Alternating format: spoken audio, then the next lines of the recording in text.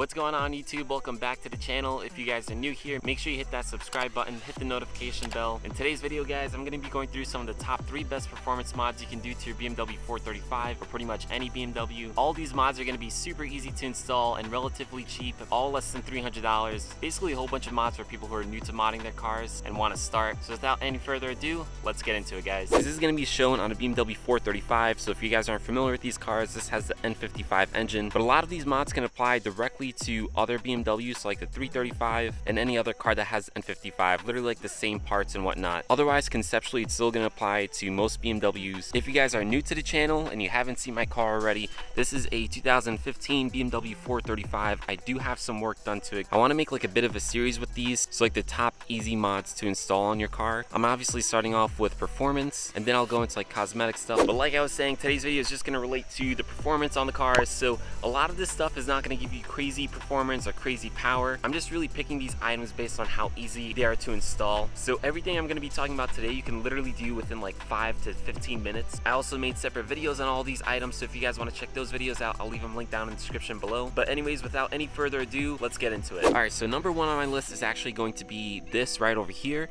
So a cold air intake. So this one is specifically a Burger Motorsports Elite cold air intake. I've made so many videos about this air intake already guys. I also made a video showing you how to install it, so that's also linked down in the description below. But what this basically does, it replaces the factory air box. So originally guys, you basically have like this huge plastic piece that goes all over here, and you have like this air box where you basically have like a drop-in filter. This obviously replaces it for like this aluminum piping. That's specifically for the Elite air intake. The normal one is also still plastic, but regardless, you get like more of like this cone filter over here. So what that's basically going to do guys is increase like the airflow in the engine. So more air means more power, simplistically put at least. So there's a whole bunch of different variations for these air intakes. I mean, a whole bunch of different companies make them. I don't know how much like performance variation you'll get. I'm sure there will be a difference. You will regardless get some power out of these intakes. Obviously nothing too crazy. I think BMS rates this one about like 10 wheel horsepower. I'll throw up the dyno charts on the screen right now. But in my opinion, that's not the best part of these air intakes. Although you do get some power, it's nothing crazy, but you get an amazing sound out of it, especially with these engines. I actually just recently made a video showing you guys what it sounds like, so I'm actually going to throw those clips up right now.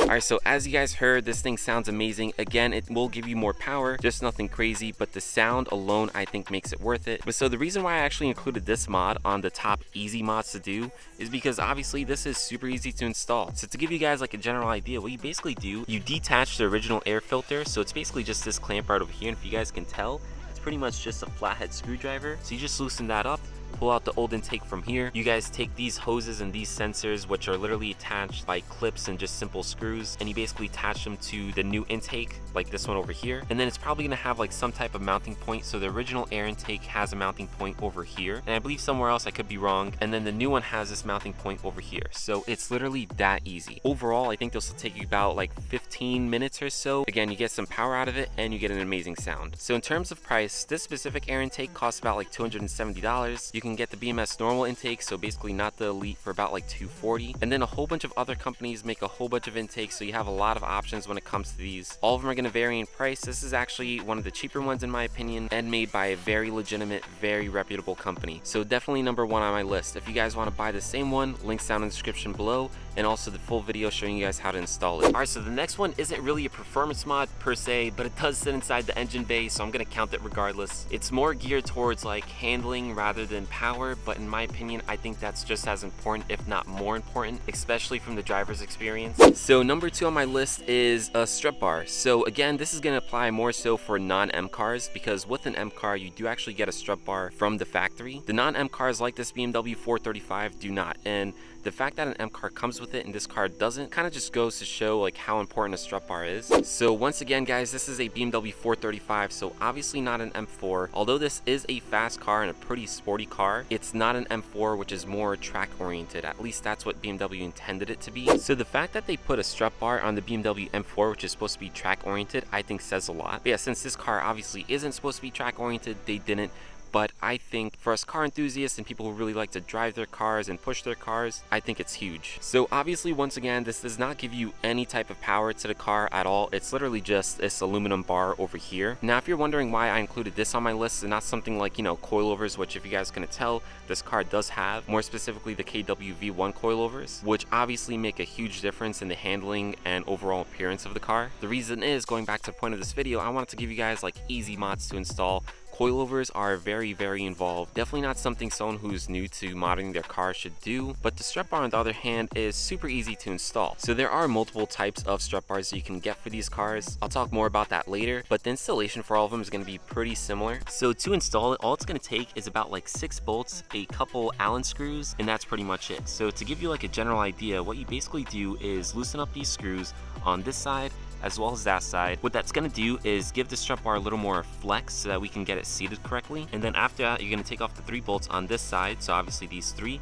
and then the 3 over there. Those bolts are already going to be on the car, they're for the strut tower. So you basically want to take them off, put the strut bar on, and then reinsert those same bolts and just make sure everything's torqued down properly. Once it's tightened and torqued down on both sides, you basically just want to retighten these bolts over here, again just with an Allen key, and that's it. Obviously this one you do need a torque wrench to do, but otherwise it is super easy and should take about like 10 minutes if you have the right tools. So like I was saying guys, this is not the only strut bar you can get. This one is aluminum, and honestly I think it looks amazing. That's the reason why I picked this one. In terms of price, this one was about like maybe $270. Again, if you do want one, I will leave it linked down in the description as well as the full install video. We do have plenty of options when it comes to strut bars, at least for these cars, and I'm sure any other car as well. Again, this one in particular is aluminum, and it does have like these extra design elements. It's all black as well, which I really like. It matches my aluminum air intake, so that's why I kind of went with this one. But there are different options for strut bars, so like different designs and stuff like that. But not only that, you guys can actually get these in different materials, so like steel, which is actually a little more rigid, and then carbon fiber, which is going to be a lot more lightweight. So yeah, you guys definitely have a lot of options when it comes to a strut bar,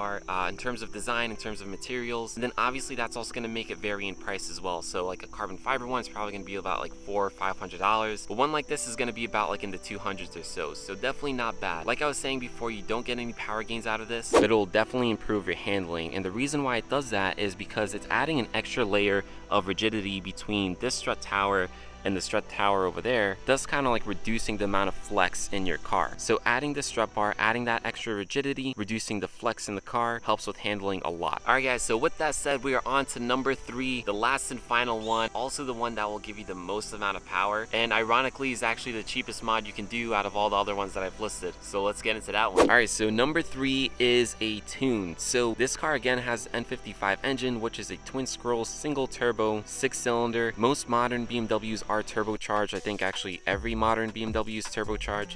So the good thing about having a turbocharged car is they are super easy to tune and get more power out of them. There's a whole bunch of different types of tunes that you guys can do, but the reason why I did this tune and why I'm showing you guys this one is because it is the cheapest and easiest to install. So if we go to the engine bay and we look down over here, if you guys can see that little box that says JB Plus, that right there is the tune. If you guys aren't familiar with this, it may seem a little funny, but that is actually a tune, and it will push about like another 35 wheel horsepower out of this car, so definitely a good amount. So if you guys are keeping track, that air intake, although it gives you great sound, it only adds about like 10 horsepower. That strut bar, although it gives great handling, adds no power, but that tune adds about like 35 wheel horsepower, so by far adds the most power because one of them doesn't even add power. Alright, so I came inside a little bit because it is mad sunny outside, and I honestly think I'm like getting a tan out there, so I'm gonna try to hide from the sun for a bit. Anyways guys, there's a whole bunch of different tunes you can do. This is more so like a piggyback tune, so you're not really like flashing the car, you're basically kind of like adding something to it. I'm definitely no mechanic and definitely no tune master, so I'm gonna explain it in a very simple way that I understand it. You're basically attaching this piece to the car, and what it's basically making the car do is push a little more PSI out of the turbos, so essentially making this turbo work a little harder, thus getting more power. Again, this tune is good for about like 35 wheel horsepower, so so definitely a good amount, not a crazy amount. Other tunes you can get more, but the reason why I picked this one is one, because of the price. So this tune is about like 220 bucks or so, and then not only that, it is the easiest tune to install in my opinion. A lot of tunes you need to get like a laptop or your cell phone or something, connect to the car and basically flash the entire car. Definitely not a difficult process by any means, but this process is a lot easier. So if we step back outside and look at that tune again, I can show you guys really quickly generally how you install this. So if you guys can tell, there's a plug over here and then one over there.